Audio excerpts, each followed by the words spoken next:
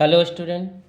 आइए कक्षा 12 के बहुत महत्वपूर्ण क्वेश्चन जो हमेशा हर साल आपके बोर्ड के एग्जाम में आने वाला क्वेश्चन है, जो आपके बोर्ड के लिए बहुत ही इम्पोर्टेंट है। देखिए दिया गया है कि मान लीजिए किसी समुच्चय n प्राकृतिक संख्याओं का समुच्चय r बराबर जो है curly bracket small bracket a comma b जो है एक small bracket close such that a बराबर b माइनस 2 बी जो है का कोई भी वैल्यू है वो 6 से क्या है बड़ा है, द्वारा प्रदत्त संबंध जो है आर है, निम्नलिखित में से सही उत्तर को चुनना है। ठीक है ना। तो देखिए 2,4 दिया है और बिलोंग टू किस में दिया है आर में। ठीक है ना। जो है 3 और 8 है जो है बिलोंग टू आर में दिया है। ठीक है ना।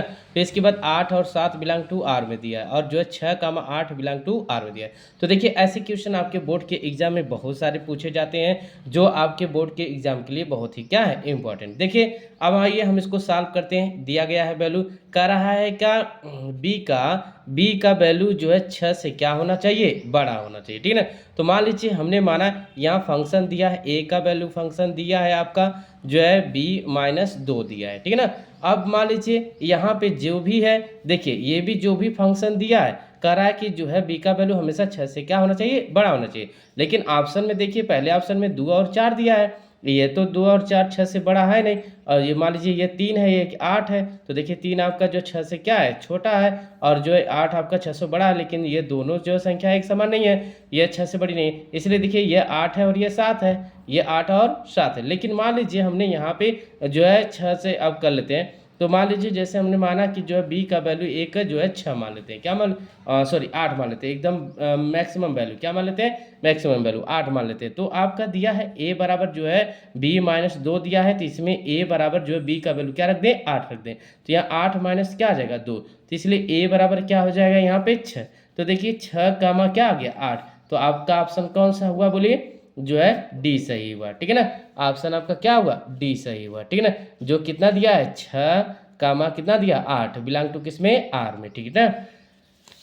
और देखिए आपके बोर्ड के एग्जाम में पूछे जाने वाला सबसे महत्वपूर्ण क्वेश्चन जो है आपको दिया गया है, कह रहा है कि क्या F such that R tends to R में परिभाषित फलन एफ एक्स बराबर जो है एक्स स्क्वायर बहुपद या बहुएक है, कारण बताइए।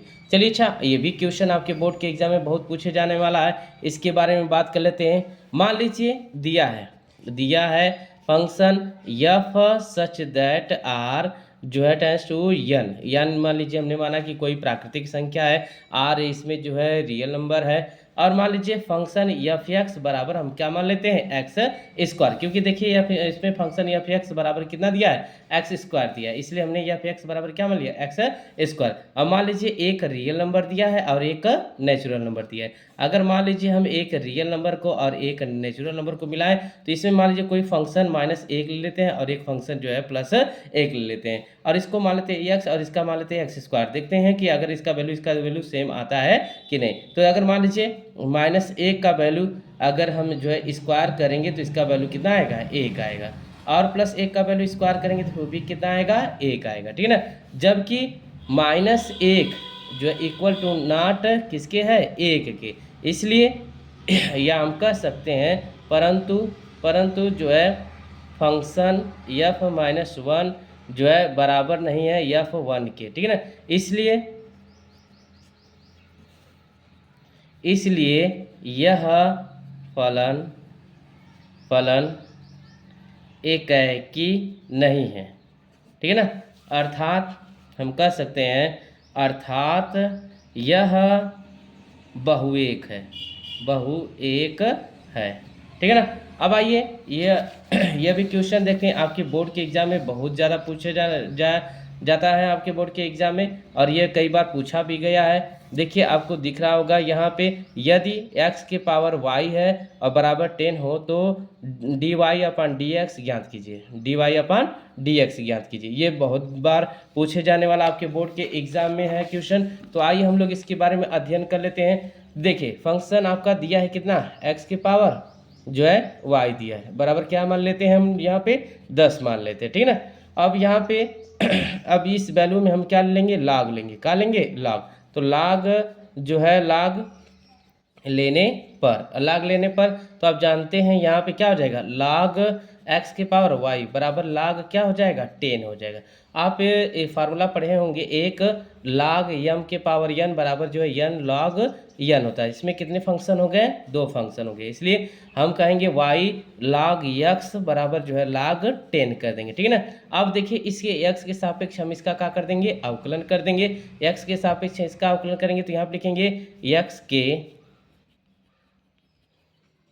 सापेक्ष अवकलज करने पर अवकलज करेंगे तो यहाँ पे देखिए ये फंक्शन एक फर्स्ट मान लेंगे, ये फंक्शन सेकंड मान लेंगे।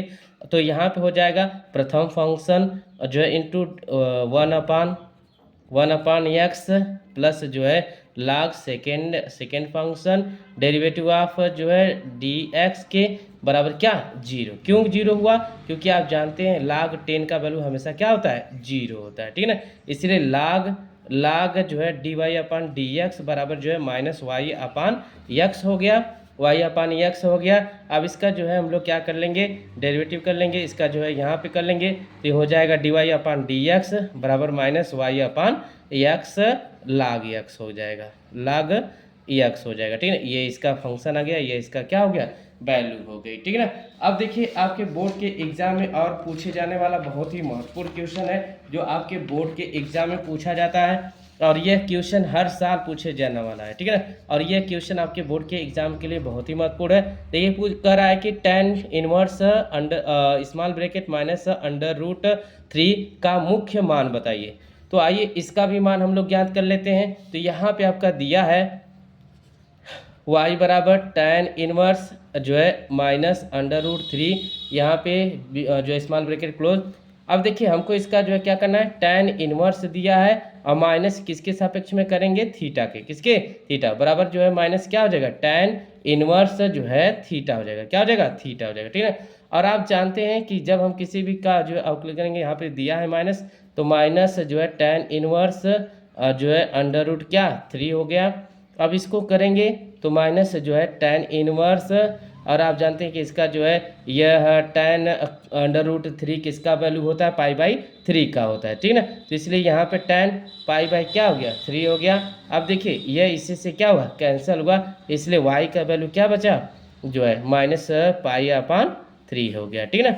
देखिए ये बहुत ही आसान क्वेश्चन था आपके बोर्ड के एग्जाम के लिए, और यह क्वेश्चन बहुत ही जो है पूछा जाता है बार बार आपके एग्जाम के लिए। आइए हम लोग चलते हैं दूसरे क्वेश्चन पे जो आपके बोर्ड के एग्जाम के लिए बहुत ही इंपॉर्टेंट है, और यह फलन से दिया गया है, जो इसका क्या करना है समाकलन करना है।